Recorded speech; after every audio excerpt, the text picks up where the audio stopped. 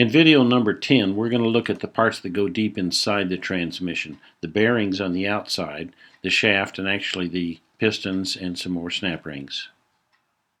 Here we have our low reverse piston and its housing. We're going to reinstall along with the rest of the internals into the case.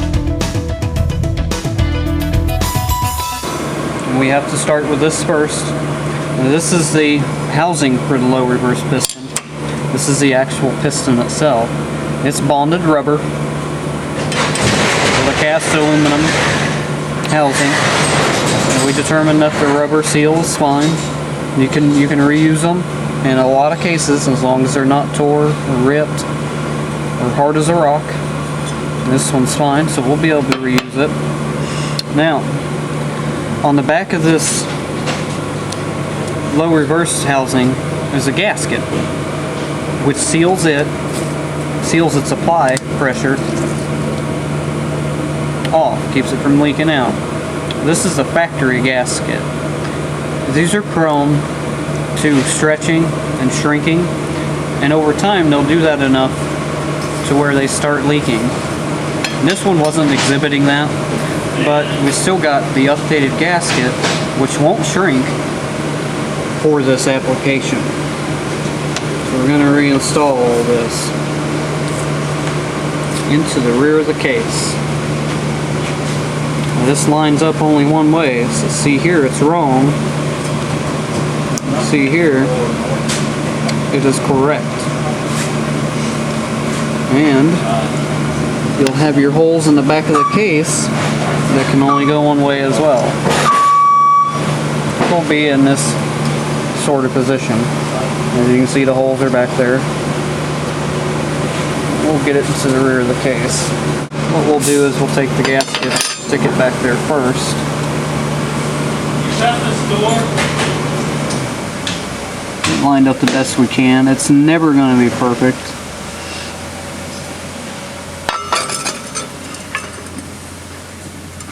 Piston housing back there.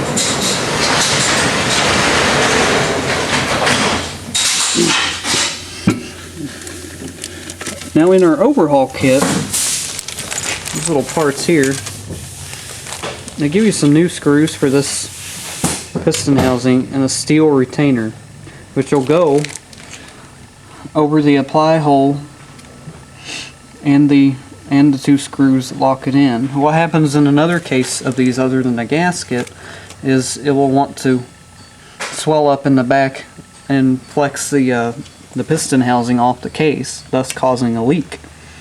So they give us new screws and a strengthening retainer to put back there. Now this is tapered, so they'll fit in without being raised. It won't interfere with the piston any. And there's the apply hole. We took out 3 blue screws with blue Loctite on them. We're only going to reuse one of the blue Loctited screws, and this retainer plate wasn't there from the factory. This is an update to strengthen that area, so if that gasket tries to shrink or the back of the case warps under pressure, then it'll keep it from flexing. It makes it more rigid. I'm just going to go in the back of the case. It's a little tricky to get it all in one time. The other screw.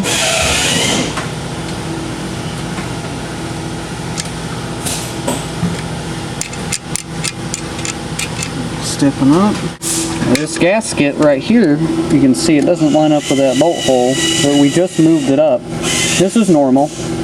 It will line up if you push it up with a pick or such. Take your blue Loctited screw, simply return it to the hole that it originally came out of. And I'll just run them screws in. They don't have to be terribly tight.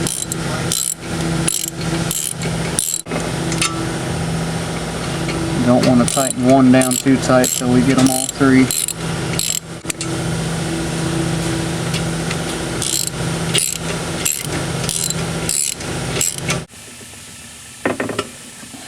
And this will keep this area from flexing.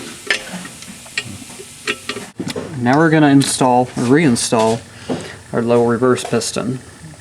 Remember, this tab here has to line up to get into the back of the case and this tab at the bottom of your screen, and this U-shaped cutout for the output shaft speed sensor.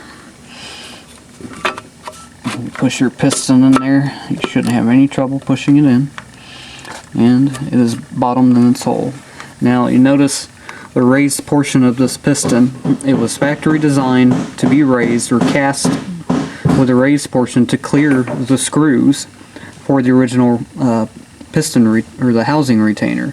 So the update with the new strengthening block isn't going to hurt anything. It's not going to rub or get cockeyed. It'll go in just fine. Here we have this Bellevue spring. And remember, these have to go a certain way as well. You turn it, and you can see them tabs pointed towards me. We will have to install that with the tabs pointed at the bell housing. We're going to compress each tab later to get the snap ring back on to retain it. And when the piston pushes out, it will fold the outer edges out in a spring motion, and then it will kick the piston back when pressure is released. Called the Bellevue spring. And it simply goes on top of in the dish section of the piston. And then we have the retaining snap ring, which will eventually set in this portion. Now this particular part of the task, or part of the rebuild, is quite difficult.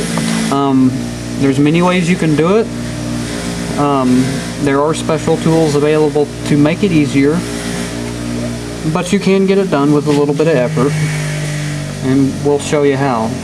If you don't have a press or special tools, there's another couple of ways you can accomplish getting this snap ring back on top of this Bellevue spring to lock it down. Alright, the way I'm going to use is put the case on cardboard to protect the bottom, not scratch it up. And I'm going to do a couple things. I'm going to use my weight on a pry bar to push down on one part of the snap ring to push a tab on the Bellevue spring down and get part of the snap ring locked in, and then work my way around slowly to get it locked in. Spread it a little bit.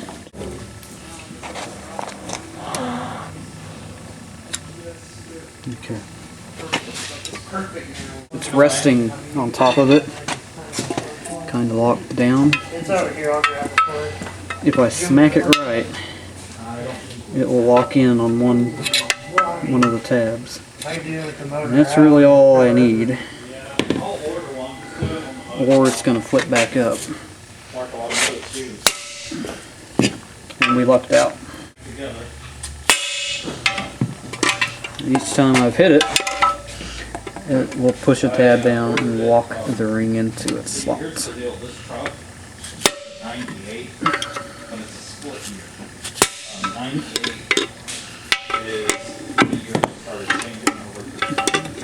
And our snap ring is in.